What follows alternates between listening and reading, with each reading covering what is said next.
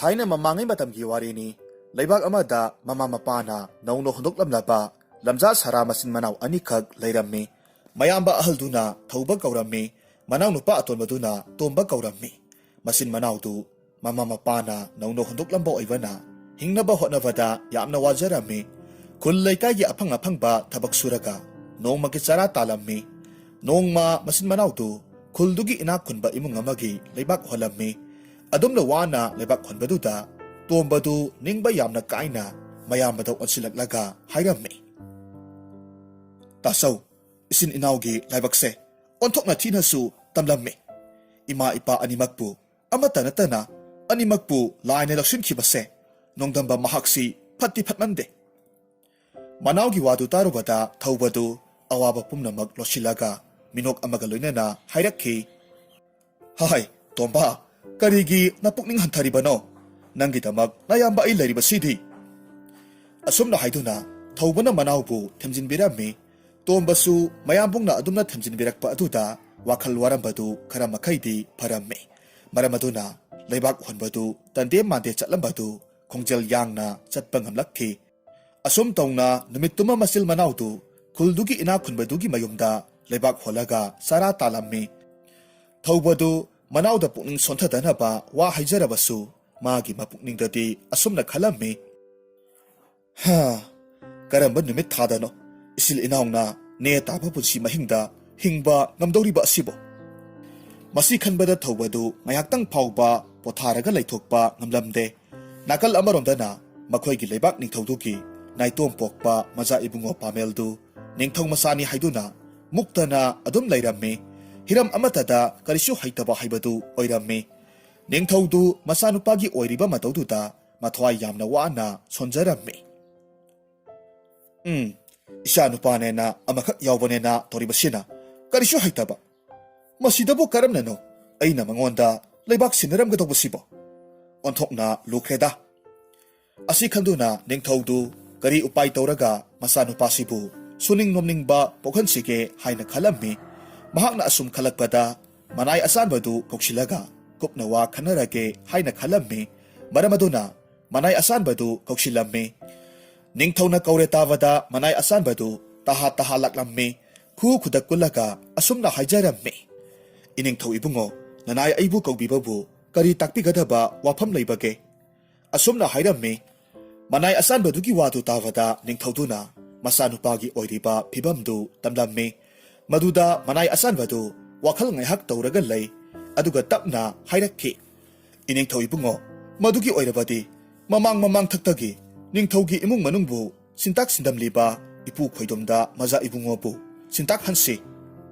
ningthaudu ngaihak wakhal taurammi maduna pharani haina khalammi nakal amaromdana thaubaga tombagadu ayuk yanda anganbadagi aphangba thabak amata surabadi khanduna koina chatlammi adubu makhoi anina suba yaba thabak amatadi thengnaramde mataududa tombadu thawai nungaitana mayambungdo osilaga hairakhi tasau ngasi sibu isil inawbu chara henba tarabro manawgi waduda thaubadu sor sangna hondoklaga khumlammi atomba karisu khalunuta laina tamba ama laksanida asumna haiduna masin manawdu thabak amatang phanglabadi khanduna yumthong khuding changlammi aphangba thabak sujage hairammi adubu kanamatanadi makhoi anina suba yaba thabak lei kaubadi hairaklamde makhoi anidu asum lakpana khoidumgi yumda changlaklammi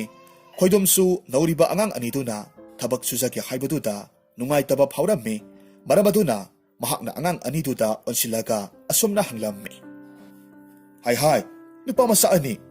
nakhoibu nakhoigi kanasu leitabaro nakhoi anina thabak sujage hairibasibo tombana makhoigi kanasu leitre nongmagi sara tanaba honavada aphangba thabak suraga hinglibani haina hairammi thaubadi khoidomna makhoi anida nokna birakani khanduna asengba haidanaba manawda hairammi adubu tombana asengba haibabu kaidobage haina hairammi makhoi anigi mataudu uraga khoidomna nokphet tauraga makhoi anida onsilaga hairammi nakhoi ani ngasidagi ipugi sida leiroko ipuna nakhoi anigi saba thakpa amata wathalloi ahal dugi wadu tawada ꯊꯧꯕꯅ ꯍꯥꯏꯔꯛꯈꯤ, "ꯏꯄꯨ, ꯑꯗꯨ ꯑꯣꯏꯔꯕꯗꯤ ꯑꯩꯈꯣꯏ ꯑꯅꯤꯅ ꯁꯨꯒꯗꯧꯔꯤꯕ ꯊꯕꯛꯁꯤꯅ ꯀꯔꯤꯅꯣ?" ꯃꯗꯨꯗ ꯈꯣꯏꯗꯨꯝꯅ ꯊꯧꯕꯒꯤ ꯃꯅꯥꯛꯇ ꯆꯪꯁꯤꯜꯂꯛꯂꯒ ꯃꯍꯥꯛꯀꯤ ꯂꯦꯡꯖꯨꯝꯗꯨꯗ ꯇꯞꯅ ꯄꯥꯏꯔꯒ ꯑꯁꯨꯝꯅ ꯍꯥꯏꯔꯝꯃꯤ, "ꯍꯥꯏ,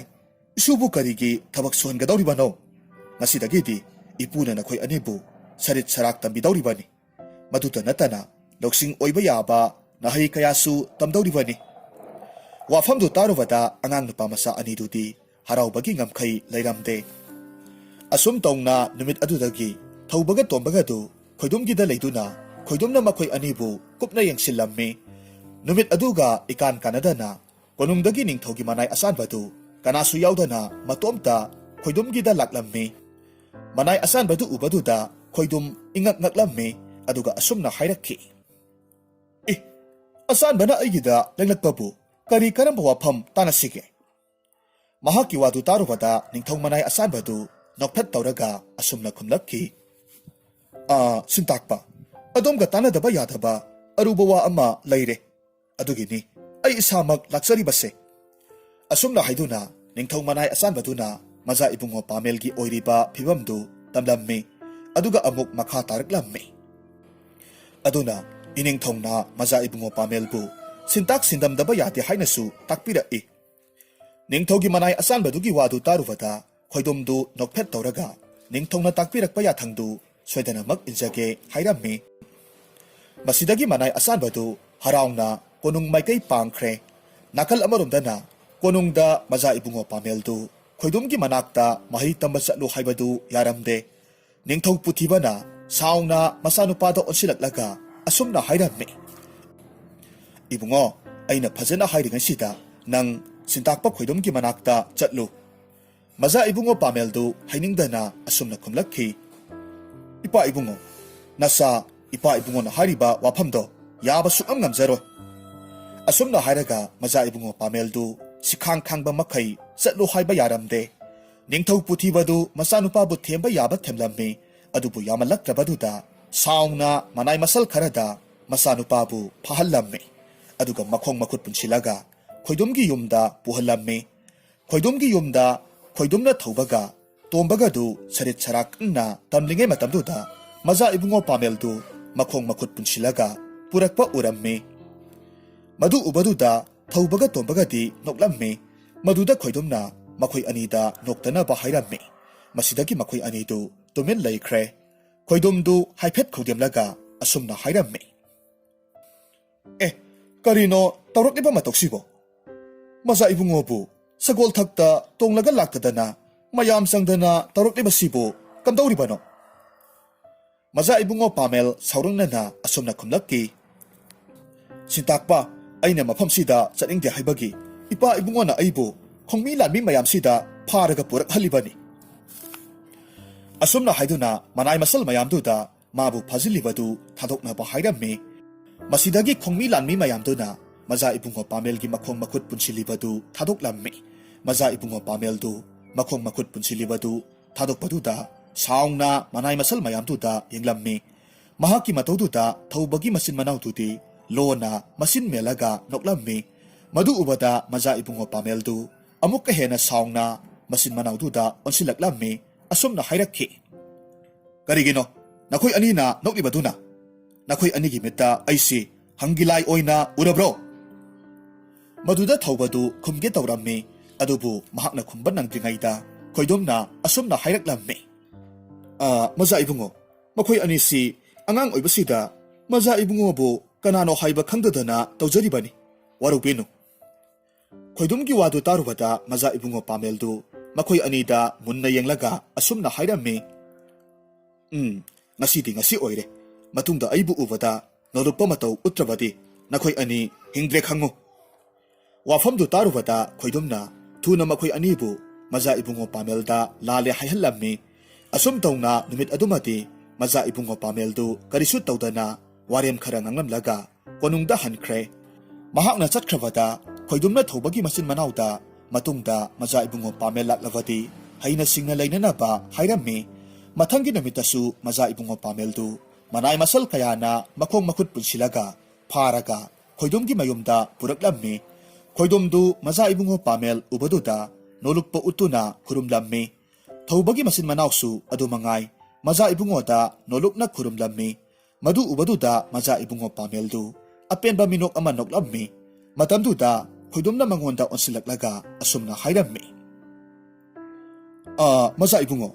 ꯅꯨꯡꯇꯤꯒꯤ ꯁꯨꯃꯥꯏꯅ ꯐꯥꯅ ꯄꯨꯅ ꯇꯧꯗꯨꯅ ꯂꯥꯛꯄꯒꯤ ꯃꯍꯨꯠ ꯃꯆꯥ ꯏꯕꯨꯡꯉꯣꯁꯨ ꯅꯅꯥꯏ ꯑꯩꯒꯤꯁꯤꯗ ꯂꯩꯔꯁꯤꯗꯣ ꯃꯆꯥ ꯏꯕꯨꯡꯉꯣ ꯄꯥꯃꯦꯜꯗꯨ ꯂꯥꯛꯄ ꯐꯥꯎꯕ ꯍꯩꯅꯗ꯭ꯔꯤꯕ ꯑꯗꯨꯗ ꯃꯥꯒꯤ ꯁꯤꯗ ꯂꯩꯔꯁꯤ ꯍꯥꯏꯔꯛꯄꯗꯨꯗ ꯍꯦꯟꯅ ꯁꯥꯎꯅꯤꯡꯕ ꯍꯥꯏꯕꯗꯨ ꯑꯣꯏꯔꯝꯃꯤ ꯃꯔꯝ ꯑꯗꯨꯅ ꯃꯁꯥꯗꯨ ꯑꯁꯥꯎꯕ ꯐꯥꯊꯕ ꯉꯝꯗꯅ ꯈꯨꯝꯂꯛꯈꯤ ꯏꯄꯨꯒꯤꯁꯤꯕꯨ ꯑꯩꯕꯨ ꯀꯔꯦꯝꯅꯔꯤꯕ ꯍꯥꯏꯕꯗꯨꯔꯥ ꯈꯣꯏꯗꯣꯝꯗꯨ ꯈꯨ ꯈꯨꯗꯛ ꯀꯨꯜꯂꯒ ꯑꯁꯨꯝꯅ ꯍꯥꯏꯔꯝꯃꯤ ꯃꯆꯥ ꯏꯕꯨꯡꯉꯣ ꯅꯅꯥꯏꯅ ꯄꯨꯟꯅ ꯍꯥꯏꯖꯕꯗꯤ ꯃꯌꯥꯝꯁꯤ ꯂꯣꯏꯅ ꯋꯥꯅꯔꯤꯕꯁꯤ ꯀꯣꯛꯅꯅꯕ ꯍꯥꯏꯖꯕꯅꯤ ꯃꯆꯥ ꯏꯕꯨꯡꯉꯣꯅ ꯄꯥꯝꯕꯤꯗ꯭ꯔꯒꯗꯤ ꯀꯣꯅꯨꯡꯗꯒꯤ ꯑꯗꯨꯃꯛ ꯈꯣꯡꯂꯦꯡꯕꯤꯔꯛꯎ ꯃꯗꯨꯗ ꯃꯆꯥ ꯏꯕꯨꯡꯉꯣ ꯄꯥꯃꯦꯜꯗꯨ ꯍꯧꯅ ꯍꯧꯅ ꯅꯣꯛꯂꯒ ꯃꯍꯥꯛꯄꯨ ꯍꯧꯒꯠꯅꯕ ꯍꯥꯏꯔꯝꯃꯤ ꯑꯗꯨꯒ ꯃꯍꯥꯛꯅ ꯍꯧꯗꯣꯔꯛꯂꯤꯕ ꯋꯥꯗꯨ ꯈꯟꯅꯕ ꯌꯥꯕ ꯋꯥꯅꯤ ꯑꯗꯨꯅ ꯅꯨꯃꯤꯠ ꯑꯗꯨꯗꯒꯤ ꯃꯆꯥ ꯏꯕꯨꯡꯉꯣ ꯄꯥꯃꯦꯜꯗꯨ ꯃꯍꯥꯛꯀꯤꯗ ꯂꯩꯔꯒꯅꯤ ꯍꯥꯏꯔꯛꯂꯝꯃꯤ ꯋꯥꯐꯝꯗꯨꯗ ꯊꯧꯕꯒꯤ ꯃꯆꯤꯟ ꯃꯅꯥꯎꯗꯨꯗꯤ ꯃꯨꯟꯅ ꯌꯦꯡꯅꯔꯝꯃꯤ ꯃꯆꯥ ꯏꯕꯨꯡꯉꯣ ꯄꯥꯃꯦꯜꯅ ꯃꯐꯝꯗꯨꯗ ꯂꯩꯕ ꯍꯥꯏꯕꯁꯤ ꯃꯈꯣꯏ ꯑꯅꯤꯗꯗꯤ ꯍꯦꯟꯅ ꯑꯋꯥꯕ ꯑꯣꯏꯗꯧꯔꯤꯕꯅꯤ ꯃꯔꯝ ꯑꯗꯨꯅ ꯑꯉꯥꯡ ꯑꯅꯤꯗꯨ ꯃꯆꯥ ꯏꯕꯨꯡꯉꯣ ꯄꯥꯃꯦꯜꯕꯨ ꯃꯐꯝꯗꯨꯗ ꯂꯩꯍꯟꯅꯤꯡꯂꯝꯗꯦ ꯑꯗꯨꯕꯨ ꯃꯗꯨ ꯍꯥꯏꯔꯨꯕꯁꯨ ꯉꯝꯗꯦ ꯑꯁꯨꯝ ꯇꯧꯅ ꯅꯨꯃꯤꯠ ꯑꯗꯨꯗꯒꯤꯗꯤ ꯃꯆꯥ ꯏꯕꯨꯡꯉꯣ ꯄꯥꯃꯦꯜꯗꯨ ꯁꯤꯟꯇꯥꯛꯄ ꯈꯣꯏꯗꯣꯝꯒꯤꯗ ꯂꯩꯕ ꯇꯥꯔꯝꯃꯤ ꯇꯁꯦꯡꯅ ꯍꯥꯏꯔꯕꯗ ꯃꯆꯥ ꯏꯕꯨꯡꯉꯣ ꯄꯥꯃꯦꯜꯗꯨ ꯃꯐꯝꯗꯨꯗ ꯂꯩꯔꯕꯁꯨ ꯀꯔꯤꯁꯨ ꯊꯣꯏꯅ ꯇꯧꯔꯝꯗꯦ ꯃꯗꯨꯒꯤ ꯃꯍꯨꯠ ꯊꯧꯕꯒꯤ ꯃꯆꯤꯟ ꯃꯅꯥꯎꯗ ꯑꯗꯨ ꯇꯧꯔꯛꯎ ꯑꯗꯥ ꯇꯧꯔꯛꯎ ꯍꯥꯏꯗꯨꯅ ꯊꯧꯗꯥꯗꯨꯅꯇ ꯂꯩ ꯑꯣꯏꯔꯤꯕ ꯃꯇꯧꯗꯨꯗ ꯇꯣꯝꯕꯒꯤ ꯋꯥꯈꯜꯗ ꯑꯁꯨꯝꯅ ꯈꯜꯂꯝꯃꯤ ꯃꯁꯤꯕꯨ ꯂꯩꯕꯥꯛꯁꯤꯒꯤ ꯃꯆꯥ ꯏꯕꯨꯡꯉꯣꯅꯦꯌꯦ ꯃꯥꯅ ꯍꯩꯔꯤꯁꯦ ꯇꯨꯝꯕꯒ ꯆꯥꯕꯒ ꯈꯛꯇꯅꯤ ꯑꯗꯨꯒ ꯃꯤꯉꯣꯟꯗ ꯊꯧꯗꯥꯕ ꯑꯁꯤꯇꯒꯅꯤ ꯃꯁꯤꯇ ꯀꯣꯅꯨꯡꯗ ꯊꯨꯅ ꯍꯟꯈ꯭ꯔꯕꯗꯤ ꯐꯗꯧꯅꯤ ꯑꯁꯤ ꯈꯟꯅ ꯇꯣꯝꯕꯗꯨ ꯃꯆꯥ ꯏꯕꯨꯡꯉꯣ ꯄꯥꯃꯦꯜꯅ ꯀꯣꯅꯨꯡꯗ ꯍꯟꯈꯤꯕ ꯅꯨꯃꯤꯠꯇꯨ ꯉꯥꯏꯔꯒ ꯂꯩꯔꯝꯃꯤ ꯅꯥꯀꯜ ꯑꯃꯔꯣꯝꯗꯅ ꯀꯣꯅꯨꯡꯗ ꯃꯆꯥ ꯏꯕꯨꯡꯉꯣ ꯄꯥꯃꯦꯜꯒꯤ ꯃꯄꯥꯕꯨꯡ ꯅꯤꯡꯊꯧꯗꯨ ꯃꯆꯥꯅꯨꯄꯥꯅ ꯁꯤꯟꯇꯥꯛꯄ ꯈꯣꯏꯗꯣꯝꯒꯤ ꯃꯅꯥꯛꯇ ꯂꯩꯈꯤꯕꯗꯨꯗ ꯃꯍꯩ ꯃꯁꯤꯡ ꯀꯌꯥ ꯍꯩꯔꯝꯂꯒꯅꯤ ꯍꯥꯏꯅ ꯈꯜꯂꯝꯃꯤ ꯃꯆꯥ ꯏꯕꯨꯡꯉꯣ ꯄꯥꯃꯦꯜꯒꯤ ꯃꯄꯥꯕꯨꯡꯗꯨ ꯋꯥꯈꯜ ꯑꯁꯨꯝꯅ ꯈꯜꯂꯝꯃꯤ ꯁꯤꯟꯇꯥꯛꯄ ꯈꯣꯏꯗꯣꯝꯒꯤꯗ ꯂꯩꯈꯤꯕ ꯏꯆꯥꯅꯨꯄꯥꯗꯨꯕꯨ ꯃꯍꯩ ꯃꯁꯤꯡ ꯀꯌꯥꯝ ꯍꯩꯔꯕꯖꯥꯠꯅꯣ ꯈꯪꯅꯤꯡꯈ꯭ꯔꯦꯗ ꯃꯔꯝ ꯑꯗꯨꯅ ꯃꯅꯥꯏ ꯑꯁꯥꯟꯕꯗꯨꯒ ꯂꯣꯏꯅꯅ ꯈꯣꯏꯗꯣꯝꯒꯤꯗ ꯀꯣꯏꯊꯣꯛꯂꯨꯒꯦ ꯍꯥꯏꯅ ꯈꯜꯂꯝꯃꯤ ꯃꯔꯝ ꯑꯗꯨꯅ ꯅꯤꯡꯊꯧꯅ ꯃꯅꯥꯏ ꯑꯁꯥꯟꯕꯗꯨ ꯀꯧꯁꯤꯜꯂꯝꯃꯤ ꯋꯥꯐꯝꯗꯨ ꯍꯧꯗꯣꯛꯂꯝꯃꯤ ꯃꯅꯥꯏ ꯑꯁꯥꯟꯕꯗꯨꯁꯨ ꯋꯥꯐꯝꯗꯨꯗ ꯌꯥꯔꯛꯂꯝꯃꯤ ꯑꯁꯨꯝ ꯇꯧꯅ ꯃꯅꯥꯏ ꯑꯁꯥꯟꯕꯗꯨꯒ ꯅꯤꯡꯊꯧꯒ ꯂꯣꯏꯅꯅ ꯈꯣꯏꯗꯣꯝꯒꯤꯗ ꯂꯥꯛꯂꯝꯃꯤ ꯃꯇꯝꯗꯨꯗ ꯅꯤꯡꯊꯧꯗꯨ ꯃꯆꯥꯅꯨꯄꯥꯅ ꯂꯩꯔꯝꯂꯤꯕ ꯐꯤꯕꯝ ꯑꯗꯨꯗ ꯑꯄꯦꯟꯕ ꯄꯣꯛꯂꯝꯗꯦ ꯅꯤꯡꯊꯧꯗꯨ ꯃꯆꯥꯅꯨꯄꯥꯗ ꯑꯣꯟꯁꯤꯜꯂꯛꯂꯒ ꯍꯥꯏꯔꯝꯃꯤ ꯑꯩꯅ ꯅꯪꯕꯨ ꯃꯐꯝꯁꯤꯗ ꯊꯥꯔꯤꯕꯁꯤ ꯅꯪꯕꯨ ꯅꯨꯡꯉꯥꯏꯅ ꯂꯩꯊꯣꯛꯅꯕ ꯊꯥꯕꯒ ꯆꯞ ꯃꯥꯟꯅꯔꯦꯅꯦ ꯐꯩ ꯅꯪ ꯅꯨꯡꯉꯥꯏꯕ ꯌꯥꯝꯅ ꯄꯥꯝꯂꯕ ꯅꯠꯇ꯭ꯔꯥ ꯉꯁꯤ ꯍꯥꯏꯕ ꯅꯨꯃꯤꯠꯁꯤꯗꯒꯤ ꯅꯪ ꯑꯩꯒꯤ ꯏꯆꯥ ꯑꯣꯏꯗ꯭ꯔꯕꯅꯤ ꯀꯣꯅꯨꯡꯗ ꯑꯃꯨꯛ ꯍꯟꯅ ꯂꯥꯛꯄ ꯌꯥꯔꯣꯏ ꯃꯆꯥ ꯏꯕꯨꯡꯉꯣ ꯄꯥꯃꯦꯜꯗꯨ ꯃꯄꯥꯒꯤ ꯋꯥꯗꯨ ꯇꯥꯔꯨꯕꯗ ꯂꯥꯜꯂꯦ ꯍꯥꯏꯖꯔꯝꯃꯤ ꯑꯗꯨꯕꯨ ꯃꯍꯥꯛꯅ ꯍꯥꯏꯔꯤꯕ ꯋꯥꯗꯨ ꯃꯄꯥꯕꯨꯡ ꯅꯤꯡꯊꯧꯅ ꯇꯥꯕꯤꯔꯝꯗꯦ ꯃꯗꯨꯒꯤ ꯑꯣꯟꯅ ꯇꯩꯅꯕꯗ ꯊꯧꯕꯒ ꯇꯣꯝꯕꯒ ꯎꯔꯨꯕꯗꯨꯗ ꯃꯄꯨꯛꯅꯤꯡꯗ ꯑꯄꯦꯟꯕ ꯄꯣꯛꯂꯝꯃꯤ ꯃꯔꯝ ꯑꯗꯨꯅ ꯈꯣꯏꯗꯣꯝꯗ ꯑꯣꯟꯁꯤꯜꯂꯛꯂꯒ ꯍꯥꯏꯔꯝꯃꯤ ꯁꯤꯟꯇꯥꯛꯄ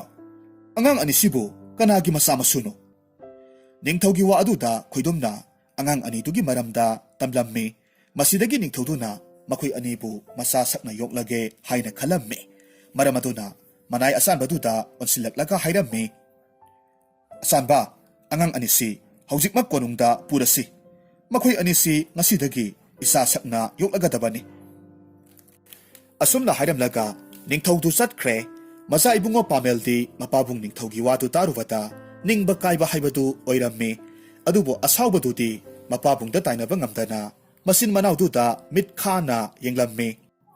ꯃꯇꯝꯗꯨꯗ ꯅꯤꯡꯊꯧ ꯃꯅꯥꯏ ꯑꯁꯥꯟꯕꯗꯨꯅ ꯊꯧꯕꯒꯤ ꯃꯆꯤꯟ ꯃꯅꯥꯎꯗ ꯑꯣꯟꯁꯤꯜꯂꯛꯂꯒ ꯍꯥꯏꯔꯝꯃꯤ ꯏꯕꯨꯡꯉꯣ ꯍꯣꯏ ꯀꯣꯅꯨꯡꯗ ꯂꯦꯡꯅꯅꯕ ꯇꯧꯔꯁꯤ ꯑꯁꯨꯝꯅ ꯍꯥꯏꯗꯨꯅ ꯊꯧꯕꯒꯤ ꯃꯆꯤꯟ ꯃꯅꯥꯎꯗꯨ ꯅꯤꯡꯊꯧ ꯃꯅꯥꯏ ꯑꯁꯥꯟꯕꯗꯨꯅ ꯀꯣꯅꯨꯡꯗ ꯄꯨꯔꯒ ꯆꯠꯈ꯭ꯔꯦ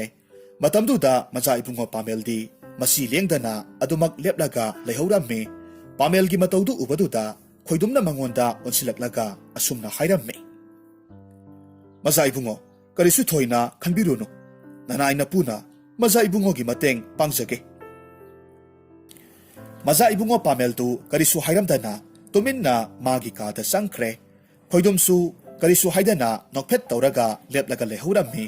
nakal amaromdana thawbaki masil manawdu ningthau manai asanbaduna konungda pusilaklammi makhoi anidu konungdugi phajabadu ubaduda maya karaga akoibadu koirei leraga yenglaga leirammi madu ubada ningthau manai asanbaduna nokphet tawrammi thawba amadi tomba makhoi anidu sauraba konungdugi Laiteng mayamduda mamit thakpa haibadu oirammi makhoi anigi mapukningda makhoi anigi awabadu mapu mahakna ubiduna makhoi anigi awaba kokpirabani haina khalammi asum tongna numit adudagi ningthau aduna masil manawdu masa sakna konunggi maramda akuppa warol kayasu sinarammi nakal amaromdana maza ibungo Pameltu mapabung na mabu inthokpaduda pendaba phaurammi maramaduna khoidumdo osilaklaga asumna hairammi Ipu, ngasi haiba numisidagi, nasubu sarit sarak amadi, tamba yaba laksing kayabu takpiyo. Pamelgi wadu tarubada khoidumdu momon noktuna kumlakhi. Maza ibungo nabu pumna maktu tamsinba pamlabadi, nanay na puna amata sithadana tamsage. Asi haiduna numit adudagi hongna maza ibungo Pameldu, khoidumna tamba yaba mahi khudingmak tambirammi, matamna asumhaw kibana, Thawbagi masil manawsu sauba kangdong phaduna sanjen sangakpa ngamlakle madu ubada ningthawdugi mapukningda asumna khalamme Oh aigi amata yawjaba isanupadusu makhoi anina saw sangliba sigumna saurumlagani ko ipagi sana isana ipana haiba kitang ilamlabadi ngasi ipa isa lapnaribase lapnaramloi ko asumna khanduna ningthawdu Masanupabu ningsinglakpada ningamdaba poklammi adumakpu mahaki napalduna henman kibana maram oiraga masanupabu koksingi haibadi khalamde nakal amaromdana maza ibungo Pameldu mahi kaya marum haireduna sintakpak khoidomgi awat apata mateng panglammi asumna matam khara haukraba tungda laibak aduda ikang thoktuna saktangba thoklammi laibak tugi oirakliba phibamduda ningthawdudi Makokta makut hapa haibadu oirammi matamasida wakhal yamna waana ningthawdu manai asanbadubu koksillammi ningthawna gaure tabada manai asanbadu taha ningthawdugi manakta latlammi manai asanbadu khu khudak kulaga kurumlammi aduka hairakhi iningthaw ibungo nanai aibu kaubibabu kari aruba wa leibirabage ningthawna thawai wana leibaktugi oiriba phibamdu tamlammi Manay asanbaduna asumna hairakhi iningthau ibungo leibaksigi oiriba phibamsina lawu singu tawbasu yadre aduna leibak miyamsi wabana khamthengle aduna ningthaugi pukailan geide leiriba phaukseng sana thaknaba mayamsi leibak miyamda yenbana phagadra khallito manai asanbadugi wadu tarubata ningthaunasu maduna pharagani haina hairammi asum tongna ningthau aduna manai masal kayada Konunggi pukailan gaida leiriba phaukseng sana thaknaba mayamdu leibak miyamda yenthok halammi matang asida thawbagi masin manawdusu leibak miyamgi awabasi ubasida karigumba kharadi tawsi hainarammi tombana mayambada onsilaga asumna hairammi tasau leibaksigi oiriba matawsida nong tarakpa ngairabadi miyamsi awaba haibadu oinaragani aduna pukrira guhara amadi tawnanaba hotnabana phani Manawgi wadu tarubada thawbana khummi chuminehe nangna haribado kanade wafamdu iningthawda hangatlubana phani asumna hainaraga makhoi anina wadu ningthawda hangatlammi madu tarubada ningthawna madudi yamna aphaba wani asumna hairakhi maramaduna makhoi anina hawdorakliba wadu harauna yarammi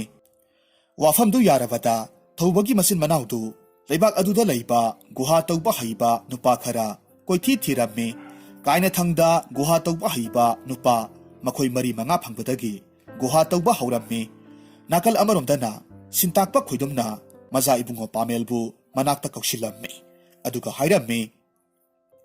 maza ibungo handaki matangsida maza ibungo na leibaksigi kanaba khara tawraga konungda amuk hanjinaba hona hauro Maza ibungo Pameldu ngayhak tumin leiraga asumna kumlakhi Ipu leibak miyamgidi ꯐꯅꯕ ꯍꯣꯠꯅꯖꯒꯦ ꯑꯗꯨꯕꯨ ꯅꯁꯨ ꯀꯣꯅꯨꯡꯗ ꯑꯃꯨꯛ ꯍꯟꯅ ꯍꯟꯖꯤꯟꯕꯗꯨꯗꯤ ꯄꯥꯝꯗ꯭ꯔꯦ ꯈꯣꯏꯗꯨꯝꯅ ꯍꯥꯏꯔꯝꯃꯤ ꯍꯥꯏ ꯀꯔꯤꯒꯤ ꯑꯗꯨꯝꯅ ꯍꯥꯏꯔꯤꯕꯅꯣ ꯅꯄꯥ ꯅꯃꯥꯗ ꯃꯣꯂꯣꯝ ꯊꯝꯕ ꯐꯠꯇꯦꯀꯣ ꯃꯈꯣꯏꯗꯤ ꯃꯤꯠꯅ ꯎꯕ ꯂꯥꯏꯅꯤ ꯑꯁꯨꯝ ꯍꯥꯏꯅꯁꯨ ꯇꯥꯛꯄꯤꯔꯝꯃꯤ ꯃꯖꯥ ꯏꯕꯨꯡꯉꯣ ꯄꯥꯃꯦꯜꯁꯨ ꯈꯣꯏꯗꯨꯝꯅ ꯊꯦꯝ ꯅꯧꯔꯒ ꯇꯧꯕꯗꯒꯤꯗꯤ ꯀꯥꯏꯅ ꯊꯪꯗ ꯀꯣꯅꯨꯡꯗ ꯍꯟꯕ ꯍꯥꯏꯕꯗꯨ ꯌꯥꯔꯛꯈꯤ ꯑꯗꯨꯕꯨ ꯀꯣꯅꯨꯡꯗ ꯍꯟꯗ꯭ꯔꯤꯉꯩꯗ ꯃꯥꯒꯤ ꯑꯣꯏꯅ ꯃꯊꯧ ꯈꯔꯗꯤ ꯄꯥꯡꯊꯣꯛꯀꯦ ꯈꯟꯅ ꯈꯣꯏꯗꯨꯝꯒꯤ ꯃꯈꯣꯡ ꯁꯣꯛꯅ ꯈꯨꯔꯨꯝꯂꯝꯂꯒ ꯈꯣꯏꯗꯨꯝꯒꯤ ꯌꯨꯝꯗꯨ ꯊꯥꯗꯣꯛꯂꯒ ꯊꯣꯔꯛꯈꯤ ꯃꯍꯥꯛꯅ ꯑꯁꯨꯝ ꯆꯠꯅ ꯆꯠꯅ ꯃꯄꯨꯛꯅꯤꯡꯗ ꯈꯜꯂꯝꯃꯤ ꯀꯔꯤꯅꯣꯅꯦ ꯑꯩꯅ ꯍꯧꯖꯤꯛ ꯇꯧꯗꯧꯔꯤꯕ ꯑꯁꯤꯕꯨ ꯋꯥꯅꯔꯕ ꯂꯩꯕꯥꯛ ꯃꯌꯥꯝꯁꯤꯒꯤ ꯈꯜꯂꯒꯗꯤ ꯇꯨꯃꯤꯟꯅ ꯂꯩꯊꯣꯛꯄ ꯄꯥꯝꯗꯦ ꯑꯩꯁꯨ ꯀꯔꯤꯒꯨꯝꯕ ꯈꯔꯗꯤ ꯇꯧꯕꯗꯤ ꯐꯩꯅ ꯑꯁꯨꯝꯅ ꯈꯟꯗꯨꯅ ꯃꯖꯥ ꯏꯕꯨꯡꯉꯣ ꯄꯥꯃꯦꯜꯗꯨ ꯑꯁꯨꯝ ꯂꯥꯛꯄ ꯃꯇꯝꯗ ꯂꯝꯕꯤꯗ ꯆꯥꯛꯅꯤꯕ ꯑꯃꯈꯛ ꯊꯦꯡꯅꯔꯝꯃꯤ ꯆꯥꯛꯅꯤꯕꯗꯨꯅ ꯃꯖꯥ ꯏꯕꯨꯡꯉꯣ ꯄꯥꯃꯦꯜꯗ ꯑꯣꯟꯁꯤꯜꯂꯛꯂꯒ ꯍꯥꯏꯔꯛꯈꯤ ꯃꯍꯥꯁꯣꯏꯗ ꯆꯥꯅ ꯊꯛꯅꯕ ꯈꯔ ꯌꯥꯎꯔꯕꯗꯤ ꯆꯥꯅ ꯊꯛꯅꯕ ꯈꯤꯇ ꯄꯤꯌꯨꯕ ꯑꯔꯥꯝ ꯈꯧꯔꯥꯡꯕꯅ ꯑꯩꯁꯦ ꯈꯧꯒꯪꯅꯔꯦ ꯆꯥꯛꯅꯤꯕꯗꯨꯒꯤ ꯋꯥꯗꯨ ꯇꯥꯔꯨꯕꯗ ꯃꯖꯥ ꯏꯕꯨꯡꯉꯣ ꯄꯥꯃꯦꯜꯗꯨ ꯅꯨꯡꯉꯥꯏꯇꯕ ꯄꯣꯛꯂꯝꯃꯤ ꯃꯔꯝ ꯑꯗꯨꯅ ꯃꯍꯥꯛꯀꯤ ꯐꯤꯖꯤꯗ ꯌꯣꯝꯂꯤꯕ ꯆꯥꯅ ꯊꯛꯅꯕ ꯈꯔꯗꯨ ꯆꯥꯛꯅꯤꯕꯗꯨꯗ ꯄꯤꯔꯝꯃꯤ ꯃꯇꯝ ꯑꯗꯨꯗ ꯆꯥꯛꯅꯤꯕꯗꯨꯁꯨ ꯍꯔꯥꯎꯅ ꯆꯥꯅ ꯊꯛꯅꯕꯗꯨ ꯂꯧꯔꯒ ꯆꯥꯔꯝꯃꯤ ꯆꯥꯕ ꯂꯣꯏꯔꯕꯗ ꯆꯥꯛꯅꯤꯕꯗꯨꯅ ꯃꯖꯥ ꯏꯕꯨꯡꯉꯣ ꯄꯥꯃꯦꯜꯗ ꯑꯣꯟꯁꯤꯜꯂꯛꯂꯒ ꯑꯁꯨꯝꯅ ꯍꯥꯏꯔꯝꯃꯤ ꯃꯍꯥꯁꯣꯏ ꯉꯁꯤ ꯍꯥꯏꯕ ꯅꯨꯃꯤꯠꯁꯤꯗꯒꯤ ꯅꯍꯥꯛꯅ ꯅꯤꯡꯖꯕꯗꯨ ꯊꯨꯡꯕ ꯑꯣꯏꯖꯔꯣ ꯑꯁꯨꯝꯅ ꯍꯥꯏꯔꯝꯂꯒ ꯆꯥꯛꯅꯤꯕꯗꯨ ꯆꯠꯈ꯭ꯔꯦ ꯆꯥꯛꯅꯤꯕꯗꯨꯅ ꯆꯠꯈ꯭ꯔꯕꯗꯨꯗ ꯃꯖꯥ ꯏꯕꯨꯡꯉꯣ ꯄꯥꯃꯦꯜꯁꯨ ꯀꯔꯤꯁꯨ ꯈꯟꯖꯤꯜꯂꯨꯕ ꯇꯧꯗꯅ ꯃꯐꯝꯗꯨꯗꯒꯤ ꯑꯗꯨꯃꯛ ꯂꯥꯛꯂꯝꯃꯤ ꯉꯥꯏꯍꯥꯛꯀꯤ ꯃꯇꯨꯡꯗꯗꯤ ꯆꯥꯛꯅꯤꯕ ꯅꯨꯄꯥꯗꯨ ꯃꯇꯦꯛ ꯑꯃ ꯆꯠꯂꯕ ꯃꯇꯨꯡꯗ ꯈꯪꯍꯧꯗꯅ ꯂꯥꯏꯔꯦꯝꯕꯤ ꯑꯃꯒꯤ ꯁꯛꯇꯝꯗ ꯑꯣꯟꯊꯣꯔꯛꯂꯝꯃꯤ ꯑꯗꯨꯒ ꯂꯥꯏꯔꯦꯝꯕꯤꯗꯨꯅ ꯅꯣꯛꯐꯦꯠ ꯇꯧꯔꯒ ꯃꯆꯤꯟꯗ ꯑꯁꯨꯝꯅ ꯁꯣꯜꯂꯤ ꯉꯁꯤ ꯑꯩꯅ ꯑꯔꯥꯝ ꯈꯧꯔꯥꯡꯕ ꯀꯣꯛꯍꯟꯕꯒꯤ ꯃꯃꯜ ꯑꯣꯏꯅ ꯂꯩꯕꯥꯛ ꯑꯁꯤꯗ ꯏꯀꯪ ꯊꯣꯛꯂꯤꯕꯁꯦ ꯐꯍꯟꯕꯤꯔꯒꯦ ꯑꯁꯨꯝꯅ ꯍꯥꯏꯔꯒ ꯂꯥꯏꯔꯦꯝꯕꯤꯗꯨ ꯃꯐꯝꯗꯨꯗꯒꯤ ꯃꯥꯡꯊꯣꯛꯈ꯭ꯔꯦ ꯅꯥꯀꯜ ꯑꯃꯔꯣꯝꯗ ꯊꯧꯕꯒꯤ ꯃꯆꯤꯟ ꯃꯅꯥꯎꯅ ꯀꯨꯞꯅ ꯌꯦꯡꯁꯤꯜꯂꯒ ꯒꯨꯍꯥ ꯇꯧꯕꯗꯨ ꯂꯣꯏꯁꯤꯜꯂꯝꯃꯤ ꯃꯔꯝ ꯑꯗꯨꯅ ꯂꯩꯕꯥꯛ ꯃꯤꯌꯥꯝꯒꯤ ꯊꯛꯅ ꯆꯥꯅꯕ ꯏꯁꯤꯡꯗꯤ ꯃꯄꯨꯡ ꯐꯥꯅ ꯐꯪꯂꯝꯃꯤ ꯑꯗꯨꯕꯨ ꯃꯗꯨꯅ ꯂꯧꯎ ꯁꯤꯡꯎ ꯇꯧꯕꯗꯤ ꯌꯥꯔꯝꯗꯦ ꯃꯇꯝ ꯑꯁꯤꯗ ꯃꯖꯥ ꯏꯕꯨꯡꯉꯣ ꯄꯥꯃꯦꯜꯗꯨ ꯑꯁꯨꯝ ꯂꯥꯛꯄ ꯃꯇꯝꯗ ꯂꯥꯏꯅꯤꯡꯕ ꯅꯨꯄꯥ ꯑꯃꯃꯨꯛ ꯊꯦꯡꯅꯔꯝꯃꯤ ꯂꯥꯏꯅꯤꯡꯕ ꯅꯨꯄꯥꯗꯨꯅ ꯃꯖꯥ ꯏꯕꯨꯡꯉꯣ ꯄꯥꯃꯦꯜꯗ ꯑꯣꯟꯁꯤꯜꯂꯛꯂꯒ ꯍꯥꯏꯔꯛꯈꯤ ꯄꯥꯔꯤ ꯅꯍꯥꯛꯅ ꯊꯋꯥꯏ ꯋꯥꯔꯤꯕꯗꯨ ꯂꯩꯕꯥꯛ ꯑꯁꯤꯕꯨ ꯉꯥꯛꯄꯤ ꯁꯦꯟꯕꯤꯔꯤꯕ ꯂꯥꯏꯔꯦꯝꯕꯤꯗꯨꯕꯨ ꯊꯧꯅꯤ ꯄꯔꯩ ꯆꯦꯠꯂꯕꯗꯤ ꯁꯣꯏꯗꯅꯃꯛ ꯀꯣꯛꯄ ꯉꯝꯅꯤ ꯂꯥꯏꯅꯤꯡꯕꯗꯨꯒꯤ ꯋꯥꯗꯨ ꯇꯥꯔꯨꯕꯗ ꯃꯖꯥ ꯏꯕꯨꯡꯉꯣ ꯄꯥꯃꯦꯜꯗꯨ ꯂꯥꯏꯅꯤꯡꯕꯗꯨꯗ ꯀꯔꯝꯅ ꯊꯧꯅꯤꯖꯒꯅꯤ ꯍꯥꯏꯅ ꯍꯪꯂꯝꯃꯤ ꯂꯥꯏꯅꯤꯡꯕꯗꯨꯅ ꯑꯁꯨꯝꯅ ꯍꯥꯏꯔꯝꯃꯤ ꯄꯥꯔꯤ ꯀꯔꯤ ꯊꯣꯏꯅ ꯂꯨꯕ ꯅꯠꯇꯦ ꯇꯧꯕꯇꯕꯨ ꯂꯩꯕꯥꯛꯁꯤꯒꯤ ꯏꯅꯤꯡꯊꯧ ꯌꯥꯎꯅ ꯂꯥꯏꯔꯦꯝꯕꯤꯒꯤ ꯂꯥꯏꯁꯪꯗ ꯊꯥ ꯑꯁꯤꯒꯤ ꯊꯥꯅꯤꯜ ꯅꯨꯃꯤꯠꯇ ꯑꯉꯝꯕ ꯄꯣꯠꯂꯝ ꯆꯩꯔꯝ ꯀꯠꯇꯨꯅ ꯊꯧꯅꯤꯒꯗꯕꯅꯤ ꯂꯥꯏꯅꯤꯡꯕꯒꯤ ꯋꯥꯗꯨ ꯇꯥꯔꯨꯕꯗ ꯃꯖꯥ ꯏꯕꯨꯡꯉꯣ ꯄꯥꯃꯦꯜꯗꯨ ꯃꯄꯥꯕꯨꯡ ꯅꯤꯡꯊꯧꯗ ꯍꯥꯏꯔꯤꯕ ꯋꯥꯐꯝꯗꯨ ꯀꯔꯝꯅ ꯍꯧꯗꯣꯛꯀꯅꯤ ꯈꯟꯕꯗ ꯈꯟꯐꯝ ꯈꯪꯗꯕ ꯍꯥꯏꯕꯗꯨ ꯑꯣꯏꯔꯝꯃꯤ ꯑꯁꯨꯝꯅ ꯋꯥꯈꯜ ꯈꯟꯐꯝ ꯈꯪꯗꯅ ꯑꯁꯨꯝ ꯆꯠꯂꯤꯉꯩꯗ ꯃꯄꯥꯕꯨꯡ ꯅꯤꯡꯊꯧꯒꯤ ꯃꯅꯥꯏ ꯑꯁꯥꯟꯕꯗꯨ ꯊꯦꯡꯅꯔꯝꯃꯤ ꯃꯖꯥ ꯏꯕꯨꯡꯉꯣ ꯄꯥꯃꯦꯜꯗꯨ ꯃꯅꯥꯏ ꯑꯁꯥꯟꯕꯗꯨ ꯎꯕꯗꯨꯗ ꯑꯁꯨꯝꯅ ꯍꯥꯏꯔꯝꯃꯤ ꯈꯨꯔꯥ ꯋꯥ ꯑꯃꯠꯇ ꯍꯪꯒꯠꯆꯒꯦ ꯑꯁꯤ ꯍꯥꯏꯗꯨꯅ ꯃꯅꯥꯏ ꯑꯁꯥꯟꯕꯗꯨꯗ ꯂꯥꯏꯅꯤꯡꯕꯗꯨꯅ ꯍꯥꯏꯔꯝꯕ ꯋꯥꯗꯨ ꯇꯝꯂꯝꯃꯤ ꯃꯗꯨ ꯇꯥꯔꯨꯕꯗ ꯃꯅꯥꯏ ꯑꯁꯥꯟꯕꯗꯨꯅ ꯀꯗꯥꯏꯗꯒꯤ ꯑꯉꯥꯎꯕꯅꯣ ꯍꯥꯏꯅ ꯆꯩꯔꯛꯈꯤ ꯃꯇꯝꯗꯨꯗ ꯃꯖꯥ ꯏꯕꯨꯡꯉꯣ ꯄꯥꯃꯦꯜꯗꯨ ꯃꯍꯥꯛꯀꯤ ꯑꯁꯦꯡꯕ ꯃꯁꯛ ꯇꯥꯛꯂꯝꯃꯤ ꯃꯗꯨ ꯐꯥꯎꯕ ꯃꯅꯥꯏ ꯑꯁꯥꯟꯕꯗꯨꯅꯗꯤ ꯊꯥꯖꯔꯝꯗꯦ ꯃꯇꯝꯗꯨꯗ ꯃꯖꯥ ꯏꯕꯨꯡꯉꯣ ꯄꯥꯃꯦꯜꯅ ꯊꯥꯏꯅ ꯃꯄꯥꯕꯨꯡ ꯅꯤꯡꯊꯧꯅ ꯃꯉꯣꯟꯗ ꯄꯤꯕꯤꯈꯤꯕ ꯈꯨꯗꯣꯞꯇꯨ ꯎꯠꯂꯝꯃꯤ ꯃꯗꯨ ꯎꯕꯗꯒꯤꯗꯤ ꯃꯄꯥꯕꯨꯡ ꯅꯤꯡꯊꯧꯒꯤ ꯑꯆꯥꯟꯕ ꯃꯅꯥꯏ ꯑꯗꯨꯅ ꯃꯉꯣꯟꯗ ꯑꯣꯠꯁꯤꯜꯂꯛꯂꯒ ꯈꯨꯗ ꯀꯨꯜꯂꯒ ꯈꯨꯔꯨꯝꯂꯝꯃꯤ ꯑꯗꯨꯒ ꯑꯁꯨꯝꯅ ꯍꯥꯏꯔꯝꯃꯤ ꯃꯖꯥ ꯏꯕꯨꯡꯉꯣꯅ ꯍꯥꯏꯔꯤꯕ ꯋꯥꯐꯝꯗꯨꯅ ꯑꯆꯨꯝꯕ ꯑꯣꯏꯔꯕꯗꯤ ꯅꯅꯥꯏ ꯋꯥꯐꯝꯗꯨ ꯏꯅꯤꯡꯊꯧꯗ ꯁꯣꯏꯗꯅꯃꯛ ꯍꯪꯒꯠꯆꯒꯦ ꯑꯁꯨꯝꯅ ꯍꯥꯏꯔꯝꯂꯒ ꯃꯅꯥꯏ ꯑꯁꯥꯟꯕꯗꯨ ꯀꯣꯅꯨꯡ ꯃꯥꯏꯀꯩ ꯄꯥꯡꯈ꯭ꯔꯦ ꯃꯅꯥꯏ ꯑꯁꯥꯟꯕꯗꯨꯅ ꯋꯥꯐꯝꯗꯨ ꯅꯤꯡꯊꯧꯗ ꯆꯤꯊꯗꯅ ꯇꯝꯂꯝꯃꯤ ꯑꯗꯨꯕꯨ ꯋꯥꯐꯝꯗꯨ ꯅꯤꯡꯊꯧꯅ ꯑꯍꯥꯟꯕꯗꯗꯤ ꯀꯌꯥ ꯊꯥꯖꯔꯝꯗꯦ ꯀꯥꯏꯅꯊꯪꯗ ꯃꯅꯥꯏ ꯑꯁꯥꯟꯕꯗꯨꯅ ꯍꯥꯏꯖꯃꯟꯕꯗꯒꯤ ꯅꯤꯡꯊꯧ ꯑꯗꯨꯅ ꯋꯥꯗꯨ ꯌꯥꯔꯛꯈꯤ ꯑꯁꯨꯝ ꯇꯧꯅ ꯊꯥꯗꯨꯒꯤ ꯊꯥꯅꯤꯜ ꯅꯨꯃꯤꯠꯇ ꯂꯩꯕꯥꯛꯇꯨꯕꯨ ꯉꯥꯛ ꯁꯦꯜꯂꯤꯕꯤ ꯂꯥꯏꯔꯦꯝꯕꯤꯗꯨꯒꯤ ꯂꯥꯏꯁꯪꯗ ꯅꯤꯡꯊꯧꯗꯨꯒ ꯂꯣꯏꯅꯅ ꯑꯉꯝꯕ ꯍꯩꯀꯠ ꯂꯩꯀꯠ ꯇꯧꯔꯝꯃꯤ ꯏꯊꯥ ꯊꯥꯖꯗꯅ ꯃꯊꯪꯒꯤ ꯑꯌꯨꯛꯇ ꯅꯣꯡ ꯆꯨꯊꯔꯛꯂꯝꯃꯤ ꯃꯗꯨ ꯎꯕꯗ ꯅꯤꯡꯊꯧꯗꯨ ꯑꯄꯦꯟꯕ ꯄꯣꯛꯂꯝꯃꯤ manay asan baduda onsilaga hayrammi. Hay, asan ba? Isa pameldu, mapa igi inakta laktaba yadi hayna kauruso. Ningtawgi wadu tawada manay asan baduna asumna kumlakki. Pagani iningtaw ibungo. Asumna hayramlaga manay asan badu maza ibungo pamelbu kaubo senkre. Nakal amaromda na maza ibungo pamel na konungda laklagani tawada thawbagi masil manaw tuti makoybu konungdagi tanthuklagadra hayna kanjarammi. Tombadu wakalwana mayambungda onsilaga hayrammi. Tasaw, maza ibungo pamel na konung sida amuk halaklabadi ining thongna akoy anibu soydana mag tanthuklegani do. Manawgi wadu taruvada thawbadu nokphet tawraga asumna kumlakki. Atomba, adugibu karigi waribano? Haujikti akoy anisu pangal chawre iromdom lepsaba ngamnanaba hotnaraga loire. Asumna hayraga thawbana manaw nupabu themjinbirammi haijabagi wani thawbasu mapukningdadi waribani adubu mahaki awabadu manawda uhallabadi henna nungai kiroi khanduna uthoklamde. Asomdana ningthau manay asan badu mahaka maza ibungo pamelga thengnakiba maphamduda laklammi adubu maphamdudadi maza ibungo pameldu lairamdre. Maduda manay asan badu masinda solammi. Kadaidano aina maza ibungo pu thirugadaba asibo. Asomna khanduna manay asan badu wakalwana akoiba aduda koichat chatlammi adubu maza ibungo pameldi thengnaba phangdrabaduda konungda amuk hallage khanduna hankre. Asomdana maza ibungo pameldu nong tarakpaduda laibak miyamna lau singu tawnaba hotnaribaduda mateng pangsillammi. Mahakna lawuk kinakalda layriba ithay lakhong singdubu sengba uraga ahal amana hayrammi. Ibungo, nangbu kulsiki misu mande. Kariming kawbage, lamlen karidagino.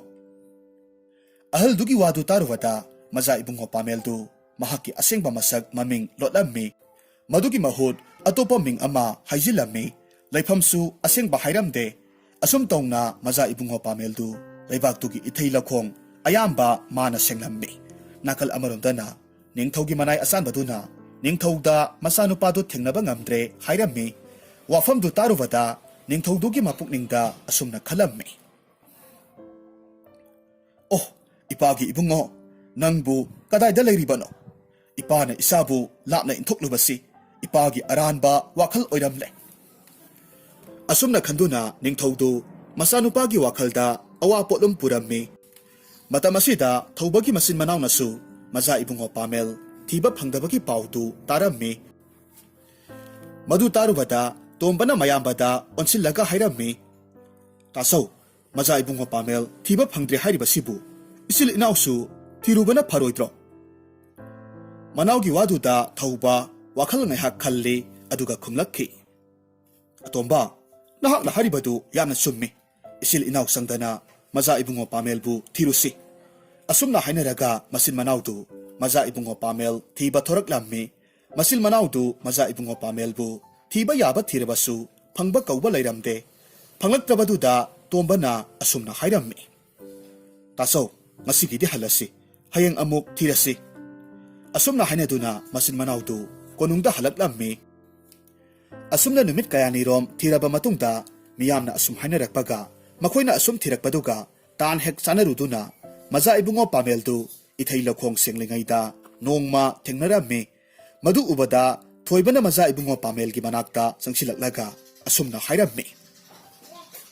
Maza ibungo, aykoydi maza ibungo buthibada kayadi warure. Maza ibungo pamelna asumna kumlakki. Nakoybu kana kanano? Karigino nakoyna aibu thiribadi? Thawbagi masin manawdu makoygi masak taklammi amasung mapabung ningthongna mahakpu unaba pami haibadusu tamlammi. Asumtongna makoy ahumdu konung maikay panglakki. Konung yorobada thoibagi masin manawna ningthawgi mamangda maza ibungo pamelbu kauksillammi. Ningthawdu matam kuirabagi matungda masanupabu amuk uzabaduda yamna harawrammi. Masabu chetna konsilaga hayrammi. Ipagi ibungo, ipa amuk hanna isabu inthoklaroy. Ngasidagidi ipagi nakta adum lengdana layro. Asumna haiduna mapa masadu chetna konsinnarammi. Mapa masagi nungsisanaba matawduda thawbagi masin manawdu harawrammi. ꯑꯗꯨꯕꯨ ꯃꯆꯤꯟ ꯃꯅꯥꯎꯗꯨ ꯃꯐꯝꯗꯨ ꯊꯥꯗꯣꯛꯂꯒ ꯆꯠꯂꯁꯤ ꯍꯥꯏꯅ ꯏꯪꯒꯤꯠ ꯇꯧꯅꯔꯝꯃꯤ꯫ ꯑꯁꯨꯝ ꯇꯧꯅ ꯃꯆꯤꯟ ꯃꯅꯥꯎꯗꯨ ꯃꯐꯝꯗꯨ ꯊꯥꯗꯣꯛꯂꯒ ꯆꯠꯀꯦ ꯍꯦꯛ ꯇꯧꯕꯒꯗꯤ ꯃꯖꯥ ꯏꯕꯨꯡꯉꯣ ꯄꯥꯃꯦꯜꯅ ꯃꯈꯣꯏ ꯑꯅꯤꯕꯨ ꯈꯥꯝꯂꯝꯃꯤ꯫ ꯃꯖꯥ ꯏꯕꯨꯡꯉꯣ ꯄꯥꯃꯦꯜꯅ ꯃꯈꯣꯏ ꯑꯅꯤꯗ ꯍꯥꯏꯔꯝꯃꯤ, "ꯅꯈꯣꯏ ꯅꯆꯤꯟ ꯅꯅꯥꯎꯁꯨ ꯃꯐꯝꯁꯤ ꯊꯥꯗꯣꯛꯇꯨꯅ ꯆꯠꯈꯤꯕ ꯌꯥꯔꯣꯏ꯫ ꯏꯄꯥ ꯏꯕꯨꯡꯉꯣꯁꯤ ꯅꯈꯣꯏ ꯑꯅꯤꯒꯤꯁꯨ ꯅꯄꯥꯃꯛꯅꯤ ꯈꯜꯂꯕꯗꯤ ꯃꯐꯝꯁꯤꯗ ꯂꯦꯡꯗꯅ ꯑꯗꯨꯃꯛ ꯑꯩꯈꯣꯏ ꯄꯨꯟꯅ ꯂꯩꯃꯤꯟꯅꯁꯤ." ꯃꯖꯥ ꯏꯕꯨꯡꯉꯣ ꯄꯥꯃꯦꯜꯒꯤ ꯋꯥꯗꯨ ꯇꯥꯔꯨꯕꯗ ꯃꯆꯤꯟ ꯃꯅꯥꯎꯗꯨ ꯊꯥꯗꯣꯛꯂꯒ ꯆꯠꯄ ꯉꯝꯂꯝꯗꯦ꯫